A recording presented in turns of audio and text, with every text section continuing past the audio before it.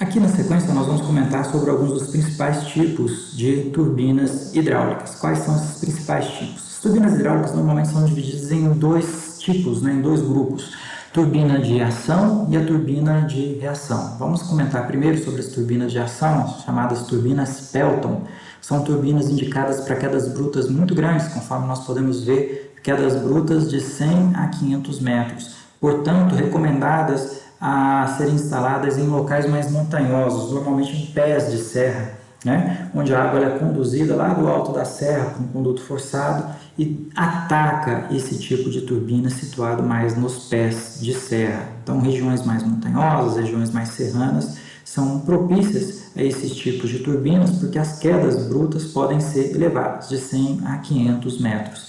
Veja que ela é uma turbina aberta, ela não tem uma caixa espiral. Então o fluido ele desce, vamos até mostrar aqui de azul, ele desce lá do alto da serra, provavelmente tem um pequeno reservatório lá em cima, com barragem de nível, então ele é canalizado pelo conduto forçado, desce lá daquela porção superior, passa aqui por um bocal injetor. Esse bocal injetor ele tem o papel de aumentar a velocidade do fluido antes dele atacar as pás da turbina, certo?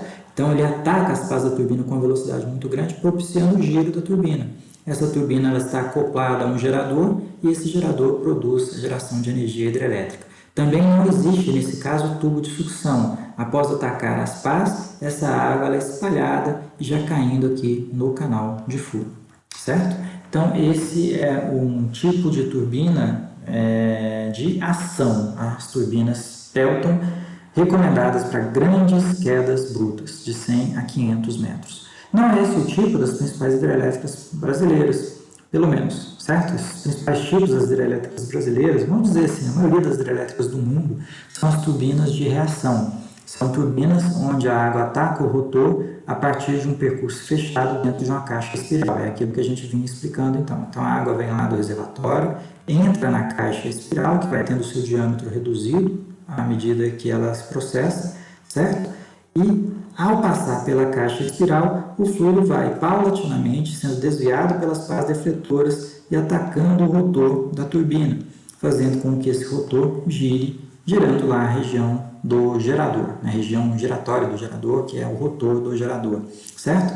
Após atacar as pás da turbina, a água ela desce pela tubulação de sucção até atingir o canal de fuga. Então essas turbinas que são envolvidas pela caixa espiral são chamadas de turbinas de reação. As turbinas de reação ela também tem algumas subdivisões, alguns tipos específicos.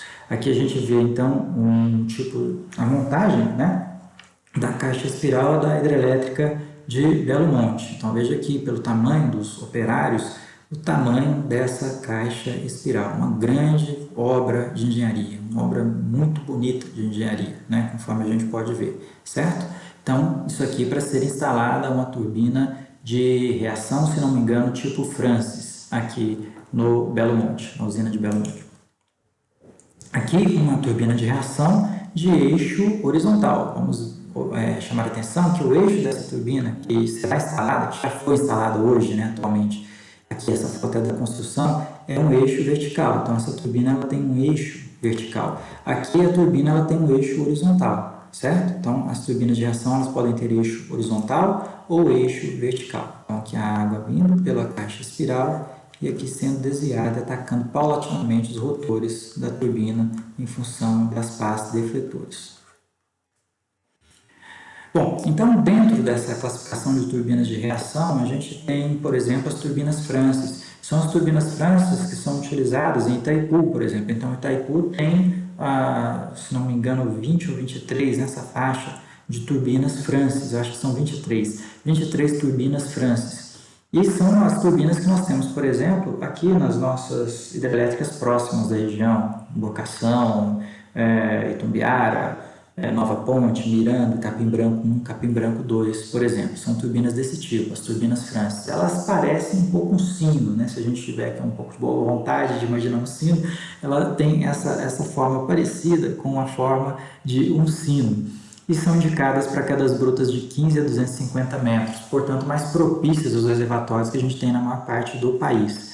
A água, então, ela vem pela caixa espiral, vai sendo aqui desviada pelas pás defletoras, e à medida que ela é desviada pelas pás defletoras, ela ataca aí o rotor da turbina, fazendo girar a turbina. Então, aqui estão as pás da turbina, conforme a gente pode ver. Ao girar a turbina, a água sai por baixo pela tubulação de sucção e vai aqui para o canal de fuga. Então, esse formato caracteriza a turbina tipo Francis, as turbinas mais utilizadas aí nas hidrelétricas de médio e grande porte no Brasil.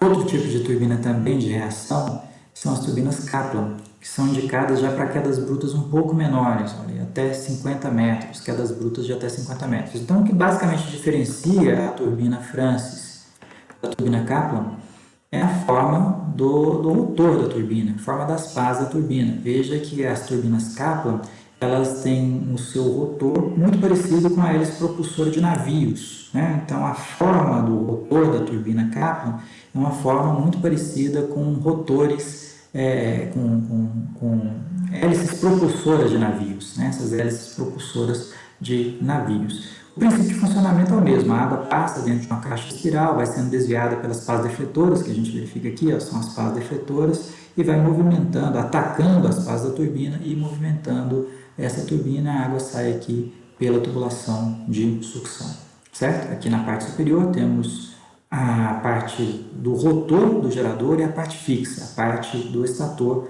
onde é criado ali aquele campo eletromagnético variável e, portanto, a geração de energia elétrica, criação de uma corrente elétrica, certo?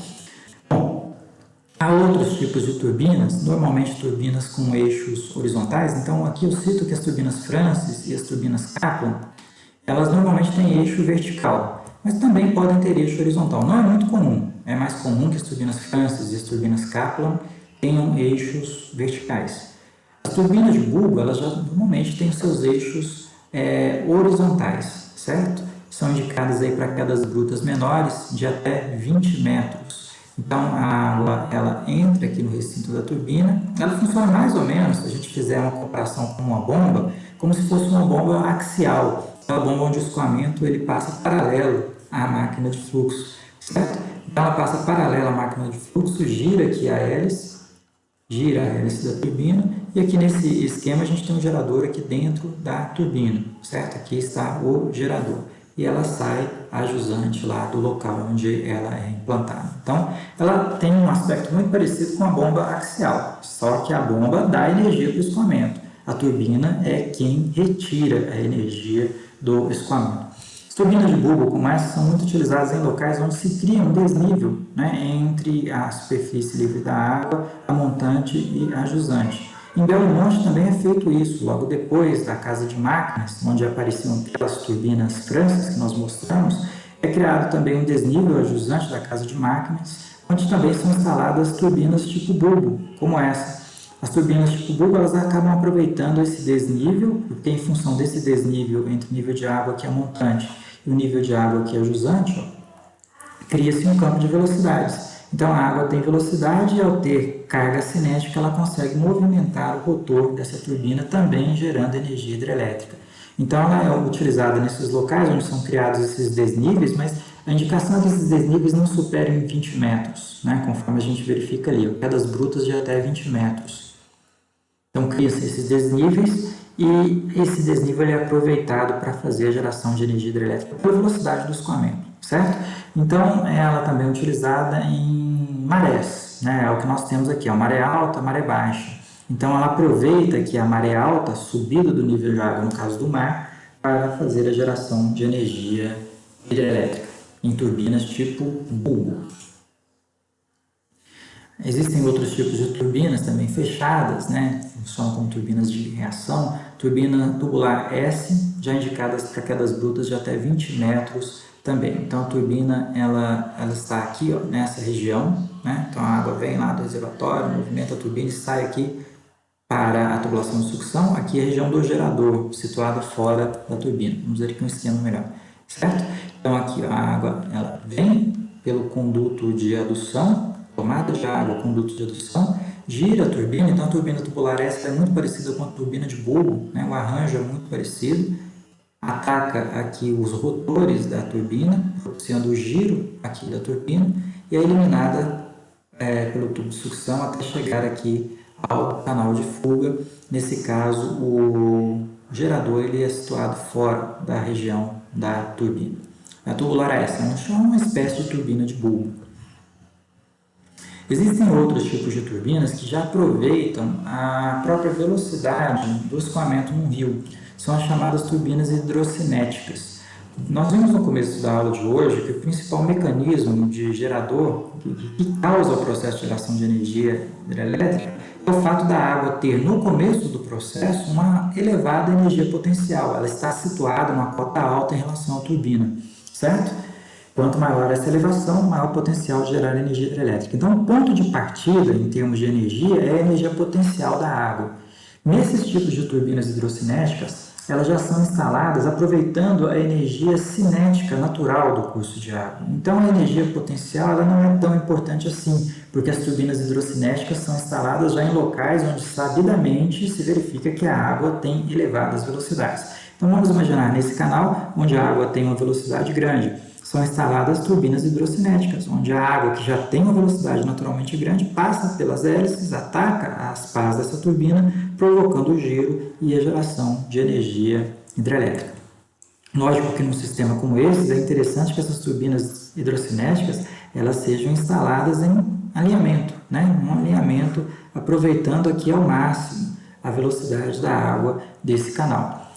O canal, para ter grande velocidade, normalmente ele tem que ter uma declividade de fundo grande, certo? Então, ele precisa ter uma declividade de fundo grande. Quanto maior for essa declividade de fundo, quanto mais inclinado for o fundo do canal, maior o potencial dele ter uma elevada velocidade para propiciar o ataque e o giro aos rotores desse tipo de turbina. Aqui a gente vê alguns tipos de turbinas hidrocinéticas. Então, um local onde tem muitas turbinas hidrocinéticas é a Escócia. A Escócia aproveita muito a energia hidrocinética do mar. Às vezes, a energia hidrocinética ela se confunde também com a energia de maré. Quando há uma subida da maré, isso acaba elevando a velocidade da água na entrada para o continente, Então, ali em alguns locais da Escócia, há um grande aproveitamento de turbinas como essas turbinas hidrocinéticas. Aqui, o mergulhador instalando ou fazendo manutenção nessas turbinas. Às vezes a gente acha que mergulho é só turismo, Vida de mergulhador não é fácil, não. Imagina um mergulhador instalando uma turbina como essa, um mergulhador instalando tubulações de petróleo, um mergulhador trabalhando em manutenção de pilares submersos de pontes, em manutenção de fundações de pontes, um mergulhador trabalhando, por exemplo, na instalação de um emissário subaquático de esgotos, Então é uma profissão assim, muito especializada que tem ali os seus perigos, conforme a gente pode ver, certo? Então aqui a gente verifica na sequência mais uma turbina hidrocinética, essa de pequeno porte, para geração de energia, provavelmente para uma propriedade rural, para uma granja, coisa desse tipo, no Rio Corrente, em Correntina, na Bahia. Veja que nessa posição do Rio Corrente há uma certa correnteza e justamente essa velocidade da água ela é aproveitada para girar a turbina que está acoplada aqui a um gerador e que propicia, nesse exemplo, a geração de uma certa quantidade de energia elétrica, que provavelmente é pouco, o suficiente para alimentar ali uma granja, uma propriedade rural, certo? Uma potência de 1 kW, muito pouco essa potência gerada por esse sistema. Mas é um sistema interessante, então veja que ele não usa energia potencial, ele usa a própria velocidade do escoamento para fazer a geração de energia hidrelétrica. Assim nós terminamos a parte teórica, e vamos partir para um exercício, mas vamos deixar esse exercício aí para a aula que vem.